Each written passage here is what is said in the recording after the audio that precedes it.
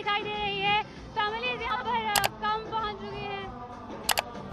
ये वीडियो 2016 का है और 2016 और 2017 में ये वीडियो बहुत वायरल रहा और इससे बहुत सारी चीज़ें जोड़ी गई। इसको मुख्तलिफ़ तरीक़े से सोशल मीडिया पर व्हाट्सएप ग्रुप्स में पेश किया गया। इसकी हकीकत क्या है ये इस वीडियो में मैं बताने की कोशिश करूँगी। 3 सितंबर 2016 को पाकिस्तान तहरीक इंसाफ की रैली थी जिसमें क्रेन से रिपोर्टिंग करते हुए एक लड़की नीचे जा गिरी थी और वो लड़की थी मैं। तो अस्सलाम वालेकुम, मैं हूं इर्जा खान और आप देख रहे हैं मेरा यूट्यूब चैनल। आज की वीडियो बनाने के लिए मैं थोड़ी सी नर्वस हूं क्योंकि मुझे वो एक्सपीरियंस रीलिव करना पड़ेगा जो मेरे लिए बहुत ही ट्रोमैटिक था, या फिर ये कह सकते हैं कि मेरे लिए नियर डेथ एक्सपीरियंस था। गुज़श्ता रोज़ मेरी क्रेन वर्सरी गुजरी है। क्रेन वर्सरी से शायद वो क्लिप देख के भी आपको याद आ गया हो। आज से 6 साल पहले एक वाक़या पेश आया था मेरे साथ। 3 सितंबर 2016 को पाकिस्तान तहरीक इंसाफ की रैली थी जिसमें क्रेन से रिपोर्टिंग करते हुए एक लड़की नीचे जा गिरी थी और वो लड़की थी मैं। तो मैंने अपनी मेमोरीज में वो देखा तो मुझे लगा मुझे इस पर बात करनी चाहिए। वैसे तो मैं बहुत अरसे से इस पर वीडियो बनाना चाह रही थी क्योंकि आए रोज़ मुझे इन वीडियोस में टैग किया जाता है, पीछे आयतें लगा दी जाती हैं और कहा जाता है कि देखें जी लड़की की जान निकल रही है और जब रूह कब्ज होती है तो ऐसे होता है, या फिर लड़कियों को डराया जाता है कि मीडिया में ना जाना, इस तरह से मौत होगी। वो वीडियोस में देखती थी और मैं हमेशा से सोचती थी कि मुझे ना इस पर बात करनी चाहिए। लेकिन अभी ताज़ा वो सारी मेमोरीज मेरे सामने आई तो मैंने सोचा कि स्टोरी टाइम वीडियो करती हूँ और आपको बताती हूँ कि एग्जैक्टली उस दिन क्या हुआ था, क्योंकि बहुत से लोगों के मुताबिक मुझे फिट्स पड़े थे और मुझे मिर्गी के दौरे अब भी पड़ते हैं। लोग ये कह के वीडियोस शेयर करते हैं और कुछ लोग कहते हैं कि लड़की मर चुकी है और फिर लोग मुझे मिलते हैं कहते हैं आप तो मर गई थी लेकिन आप तो जिंदा है, या आपका भूत तो नहीं है। ये बातें सुनना बड़ा ही ट्रोमैटिक होता है मेरे लिए। तो मैंने सोचा एक ही दफ़ा सारी मिसकंसेप्शन को क्लियर कर देते हैं। तो हुआ कुछ यूँ कि उस वक्त मैं 92 न्यूज़ पर काम कर रही थी और मीडिया में आए मुझे तकरीबन साल 1.5 साल का अरसा हुआ था। एक हफ्ता पहले से मुझे पता था कि मुझे पाकिस्तान तहरीक इंसाफ की ये रैली कवर करने के लिए जाना है और क्रेन रिपोर्टिंग मैं पहली दफ़ा नहीं कर रही थी, ये मैं पहले भी जलसों में कर चुकी थी। आई वॉज वेरी कॉन्फिडेंट और वो दौर वो था कि जब मैं बहुत ही ज़्यादा पैशनेट थी और आउटडोर रिपोर्टिंग तो मुझे अभी भी करना बहुत पसंद है, तो उस टाइम तो मैं बहुत ही पैशनेट थी क्योंकि नई नई मीडिया में आई थी। लेकिन उस दिन जब मैं सोकर उठी तो मुझे पता चला कि मेरी तबीयत तो बहुत ख़राब है। डॉक्टर के पास गई, उसने मुझे कहा कि आपको फूड पॉइजनिंग है, तो इंजेक्शन लगाया, उसने दवा दी और कहा कि घर जाके सो जाइएगा। अब एक तो मेरा अपना दिल था कि मुझे जलसे की कवरेज करनी है, दूसरा मुझे ये डर भी था कि अगर मैंने चैनल पर इनकार कर दिया तो कहीं वो मुझे जॉब से ही ना निकाल दें कि ये तो बिल्कुल प्रोफेशनल लड़की नहीं है। तो डरते डरते मैं चली गई कवरेज करने के लिए। अब क्रेन पर बैठी हूँ रिपोर्टिंग करने के लिए और 15 से 20 फीट की हाइट थी ज़मीन से।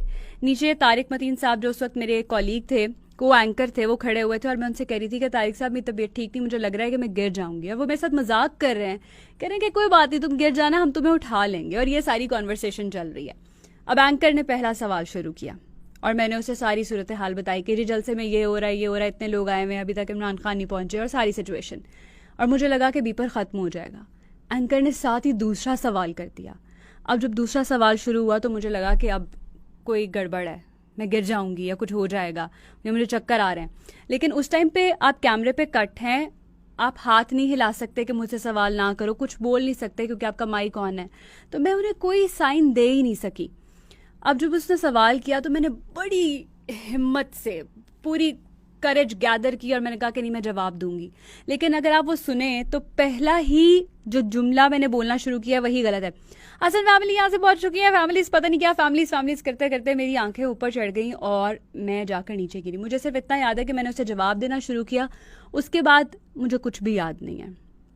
फिर मेरी आंखें खुलती हैं कि जब मुझे एम्बुलेंस में लेके जा रहे हैं और बहुत सारे कैमरामैन और रिपोर्टर माइक लेके और कैमराज लेके इस तरह मेरे ऊपर हैं और पूछ रहे हैं आपको क्या हुआ, और मैं चीख रही हूँ क्योंकि उस टाइम पर मुझे ऐसा लग रहा था कि या तो मेरी रीढ़ की हड्डी फ्रैक्चर हो गई है या मैं कभी दोबारा चल नहीं सकूंगी या मेरा सर फट गया है, क्योंकि उस वक्त मेरी बॉडी बिल्कुल सुन्न हो चुकी थी।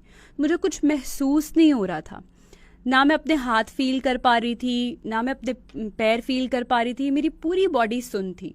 तो मैं उस वक्त इसी ट्रॉमा में थी कि मेरे साथ कुछ ऐसा हो गया है कि मैं दोबारा चल नहीं सकूंगी। वो बहुत ही हॉरिबल और अजीब सा एक्सपीरियंस था। और जिस तरह से वो लोग सब ऊपर आकर चढ़ गए थे तो मुझे उस टाइम पर यह भी हो रहा था कि किसी इंसान के साथ कोई ट्रेजेडी हो जाती है तो हम मीडिया वाले बहुत इनसेंसिटिव हो जाते हैं। हम नहीं सोचते कि अगला बंदा किस मुश्किल में है और उसके जहन में क्या चल रहा है। हम सिर्फ अपनी खबर के लिए उसको इतना परेशान कर रहे होते हैं। उस दिन मैंने पहली बार ये चीज़ रियलाइज़ की जिसने मुझे बाद में बहुत सेंसिटिव कर दिया। अगर ऐसा कोई मामला होता था या कभी इस तरह किसी शख्स का बीपर लेना पड़ जाता था तो मैं कोशिश करती थी कि उससे ऐसे सवाल ना करूं कि जिससे उससे दुख हो या तकलीफ़ पहुंचे।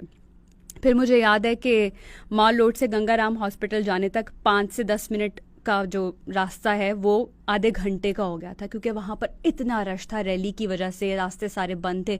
तो वो आधा घंटा मैं नॉन स्टॉप सिर्फ चीखती रही, यही सोच के कि शायद अब मैं दोबारा कभी चल नहीं पाऊंगी। लेकिन अल्लाह का लाख लाख लाख शुक्र है, मैं समझती हूँ कि कोई मौजज़ा था या दुआएं थीं लोगों की, मेरी फैमिली की मेरे साथ, कि मुझे कुछ भी नहीं हुआ। बहुत सारे लोग कहते हैं कि तुम्हारे साथ कोई गार्डियन एंजल है जिसने तुम्हें प्रोटेक्ट किया, और मुझे लगता है कि बिल्कुल ठीक बात है। क्योंकि when I reached hospital, doctors ने मुझे चेक किया तो उन्होंने कहा कि आपके जिस्म पर एक खराश भी नहीं आई है, जबकि वो 15 से 20 फीट की हाइट थी। और खुदा न खास्ता मैंने उस वक्त गले में दुपट्टा लिया हुआ था, गिरते हुए वो दुपट्टा रोल हो जाता, मेरे गले के गिर्द कस जाता या उसमें फंस जाता क्रेन में, या वो माइक की तार मेरे गले में अटक जाती, या खुदा न खास्ता कुछ हो जाता है। ऐसा कुछ भी नहीं हुआ। मैंने बहुत अल्लाह का शुक्र अदा किया और डॉक्टर्स ने भी मुझे कहा कि अब बिल्कुल ठीक है, हमको कुछ भी नहीं हुआ मौजज़ाती तौर पे। और नेक्स्ट डे मैं काम पर गई और अगले दिन मैंने बुलेटिन्स किए। तो ये पूरी स्टोरी थी जिसको लोगों ने पता नहीं किस किस तरह से उछाला। और जब ये हुआ उस रोज़ भी कवरेज जो हो रही थी रैली की वो रुक गई थी और हर जगह पे मेरी न्यूज़ की कवरेज चल रही थी कि निजी टीवी की एक एंकर इस तरह से गिर गई, उनके साथ ये वाक़या पेश आया। और उस वक्त भी सारे चैनल्स डिफरेंट खबर चला रहे थे। तो मैंने ये भी रियलाइज़ किया कि मैं एक बंदी जो कि मीडिया से हूँ, जिस तक सबका एक्सेस है, मुझे सब जानते हैं, वो मेरे बारे में गलत खबरें चला रहे हैं कि इर्जा को तो फला कितने टांके लगे, उसकी तो क्रिटिकल कंडीशन है, उसको तो बचना नामुमकिन है, पता नहीं क्या क्या खबरें चल रही थी। इवन कुछ चैनल्स पे मेरा नाम गलत लिया जा रहा था जबकि वो सब लोग मुझे जानते थे। तो कितनी सच्चाई होती है इनकी खबरों में और कितनी एग्जैजरेशन होती है वो भी मुझे पता चला। खैर वो सबको पता है अब, लेकिन ये होता है। तो हर चीज़ जो आप टीवी पर या सोशल मीडिया पर देखते हैं उस पर यकीन नहीं करना चाहिए। फिर व्हाट्सएप पे जिस तरह से इस न्यूज़ को सर्कुलेट किया गया, एग्जैक्टली 1 साल बाद, ये वाक़या पुराना हो गया, 1 साल बाद इस वाक़े ने दोबारा से हाइप पकड़ी। लेकिन इस दफ़ा ये पाकिस्तान में नहीं हुआ, ये हुआ इंडिया में। इंडिया में ये एग्जैक्टली 1 साल बाद क्रेनवर्सरी पर ही न्यूज़ इतना सर्कुलेट होना शुरू हुई। लेकिन उन्होंने क्या किया कि इसकी तह तक पहुंचे। वो मेरे सोशल मीडिया हैंडल्स पर गए, उन्होंने देखा कि ये लड़की तो जिंदा है, इसके बारे में ये खबर गलत फैली हुई है। उन्होंने मुझे बीपर पे लिया। मुझे याद है इंडिया टीवी ने एग्जैक्टली 12 मिनट का पैकेज चलाया था मेरे ऊपर कि क्या वाक़या हुआ था और इस वक्त मैं कहाँ पर काम कर रही हूँ। एनडीटीवी ने भी मेरा लाइव बीपर लिया।